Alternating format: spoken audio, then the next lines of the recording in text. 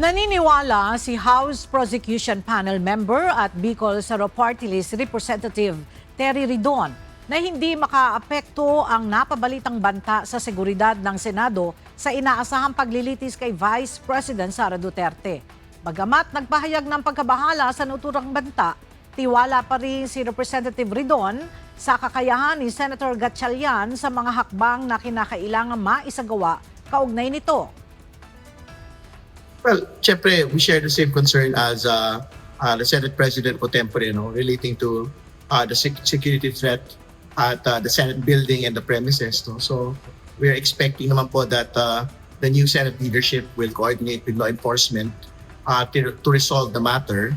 And syempre, para tuloy-tuloy po yung Senate operations and most particularly, yung po Senate impeachment court. No? Kasi yan naman po talaga yung inaasahan namin magtutuloy-tuloy. At syempre, pagka may security concerns, at risk yung pagtutuloy po ng mga paglilitis. Samantala, kinilala naman ni Lead Public Prosecutor at Batangas 2nd District Representative Jervy Luistro ang inisyatibo ng NBI kaugnay ng security concern sa Senado. Dagdag pa nito, mahalagang matiyak na ligtas ang proseso at mga tao sa lahat ng banta at karahasan.